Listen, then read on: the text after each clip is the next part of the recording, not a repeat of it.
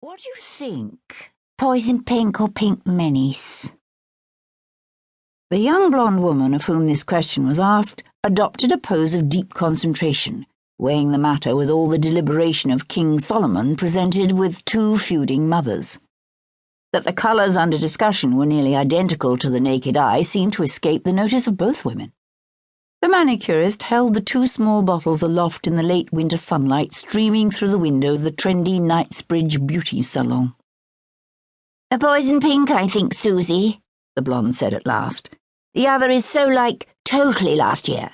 Positively no one in New York would be caught dead wearing it anymore. Besides, poisoned pink sounds perfect for a crime writers' conference, don't you think?"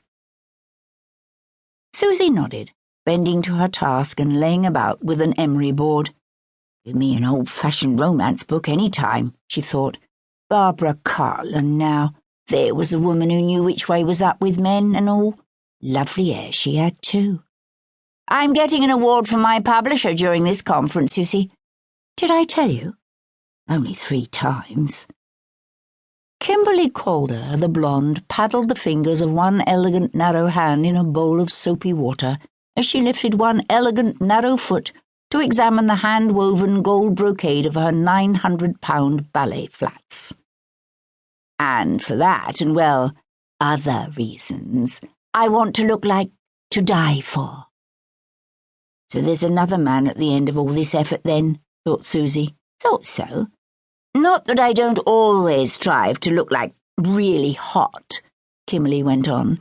"Image is like everything in this business, my agent says." "I'm certain he's right, miss." "She, actually. At least for the moment." Not really interested, Susie asked politely. "When's the conference, then?" "This weekend. I head to Scotland tomorrow. My publisher is treating his most successful, well, in some cases just his longest-lived authors to a few days at Dalmorton Castle and Spa during Dead on Arrival." Seeing Susie's look of mystification, Kimberlee said, "That's a crime writers' conference held in Edinburgh every year. And as I say, he'll be handing out a special award to his most successful writer." Me,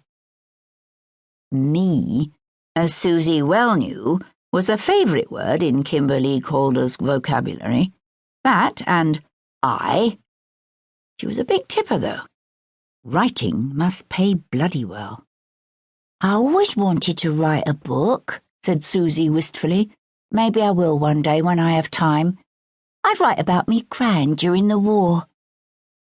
Kimberlee just managed to stifle a snort of derision, although she didn't bother to hide the contempt that lifted her beautiful, chiselled mouth in a smirk. If she had £1 for everyone who was going to write a book when they could find the time, like they were going to pick up the dry cleaning or something when they got around to it, really, people had no idea. Cutting off the flow of wartime reminiscence, Kimberlee said, "No one cares about that old crap anymore. Don't forget, I want 2 solid coats of the top coat. Last time my manicure only lasted 2 days, and watch what you're doing. You've missed a spot." "Must be all that typing you do," Susie said quietly. Kimberlee was her least favourite customer, and there always came a point in their conversations when Susie remembered why. "What, me? Type?"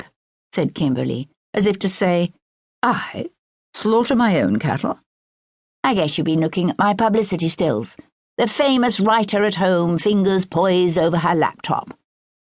"But I have people who do all that. I mostly just dictate." Really, thought Susie. So what else was new?